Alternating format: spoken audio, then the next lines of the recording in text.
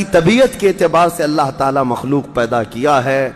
ان ظالم غاصب اسرائیلیوں کو ہم نے دیکھا، یہ بندوق تانے بیت المقدس کے ہر دروازے پر کھڑے رہتے ہیں، اور مسلمانوں کا فلسطینی 8 سال کا بچہ آتا ہے، اس کی نال یوں پھینک کر کے مسجد میں اندر جاتا ہے، نماز پڑھتا ہے، پھر نکلتا ہے، اور وہ فوجی دیکھتا رہ جاتا ہے، کچھ نہیں کرتا۔ بسا اوقات گولیوں سے برساتے ہیں۔ روزانہ کا معمول یہ ہے، رات کو گولیوں کی بارش ہوئی، سمیٹ کر کے ختم کیا گیا، زخمی ہاسپٹل میں گئے، دوسرے دن دیکھا عصر کے بعد بیت المقدس کے باہر صحن جو ہے وہاں پر پھر عورتیں بچے سب جو روزانہ عصر سے لے کر مغرب تک اپنی روٹیاں اپنے کھانے لے کر کے آتی ہیں، بیٹھتی ہیں، ایسا لگتا ہے یہاں کچھ ہوا ہی نہیں، کچھ ہوا ہی نہیں۔ مائیں بچوں کو بچپن سے یہ چیز ڈال دیتی ہیں کہ بیٹا اگر تو ابھی گھر سے گیا نماز کے لیے تو ہمیں یہ یقین نہیں ہوتا کہ تیرا جسم آئے گا کہ تیری لاش آئے گی۔ ہر ماں کا یہ وہاں پر جذبہ ہے، اور یہ حدیث پاک میں موجود ہے۔ میرے آقا صلی اللہ علیہ وسلم نے فرمایا لا تزال طائفۃ من امتی، میری امت میں سے ایک جماعت ایسی رہے گی جو قیامت تک حق کے لیے لڑتی رہے گی، اور اللہ ان کا ناصر و مددگار ہوگا۔ بیت المقدس کی یہ تاریخ آج، بیت المقدس کو انہوں نے خون میں نہلا رکھا ہے، یہودیوں کا زبردستی اس پر قبضہ ہے۔ اب یہ چاہتے کیا ہیں یہ بھی میں آپ کو بتا دوں، یہ چاہتے ہیں کہ یہ مسجد اقصی جو تعمیر ہوئی یہ حضرت عمر کے حکم سے ہوئی، پھر اموی خلفاء جب آئے، خلیفہ ولید بن عبد الملک، اس نے پوری مسجد بنوائی، اور یہ جو پیلا گنبد آپ دیکھتے ہیں قبۃ الصخرہ جو مسجد اقصی سے جس کو مشہور کیا گیا ہے، یہ قبۃ الصخرہ ہے، ڈوم آف راک جس کو کہتے ہیں، یہ اصل اس سے لگی ہوئی ہے بیت المقدس کی مسجد پرانی، اس کو شو نہیں کرتے، اس کو یہ گرا کر کے اس کو پورا زمین بوس کر کے 3rd ٹیمپل بنانے کا پلان ہے۔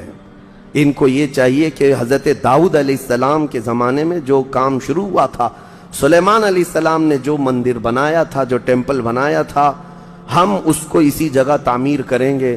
تو بیت المقدس مسجد اقصی کی دیوار سے دیوار انہیں گرانا ہے، اس کے لیے یہ کیا کیا سازشیں کرتے رہے، کھدائی کرتے رہے کہ یہاں پرانا خزانہ ہے، فلاں چیزیں ہیں، ثبوت نکالنا ہے۔ کتنا دیواروں کو ہلانے کے لیے آرٹیفیشیل زلزلے لائے گئے، مصنوعی طور پر یہ زمین ارتھ کویک لائے گئے کہ مسجد اقصی گر جائے، لیکن اللہ کی مرضی جب تک چاہے۔ اب اگر حالات ایسی ہیں تو یہ مسجد اقصی کو گرا کر کے وہاں پر ایک 3rd ٹیمپل بنائیں گے، جس کا پورا آرکیٹیکٹ ڈیزائن بھی انہوں نے ظاہر کر دیا ہے، نشر کر دیا ہے، کوئن بھی ایک جاری کر دیا ہے جس کو لے کر کے ان کے 3rd ٹیمپل کے اندر جائے گا، آئے گا۔ یہ 2017 کی بات میں بتا رہا ہوں، پوری تیاریاں کر لی گئی ہیں۔ اب دیکھا گیا ہے کہ مسلمان ہر جگہ سے سوئے ہوئے ہیں، اب کوئی بھی اٹھتا نہیں ہے۔ عربوں کے منہ میں تو انہوں نے اپنی زبان رکھ دی ہے، عرب اب بولنے کے قابل نہیں رہ گئے، اور بغل کے جو دیش لڑے تھے پہلے، مصر، سیریا، جارڈن، آج ان کی حالت کیا ہے؟ وہ خود خانہ جنگی میں مبتلا ہیں، آپس کی لڑائیوں میں مصروف ہیں۔ اسرائیل کی غنڈہ گردی اور دادا گیری اس حد تک بڑھ گئی ہے کہ اسے آس پاس کسی کا خوف نہیں۔ ہاں اگر کچھ بولتا ہے تو کبھی ترکی بولتا ہے، ہاں اس کو اپنے اس ملک کے لیے سب سے بڑا خطرہ محسوس ہوتا ہے تو ایران ہے۔ ایران کو اس نے سعودی سے ایسا لڑا کر کے رکھا ہے کہ وہ آپس میں جنگیں کرتے رہیں، اسی لیے ابھی ایران اور سعودی کا پیس معاہدہ ہوا، ایگریمنٹ ہوا، تو سب سے پہلے نیند حرام ہو رہی ہے اسرائیل کی کہ یہ اگر دوست ہو گئے تو میرا کیا ہوگا، میری حفاظت کیا ہوگی۔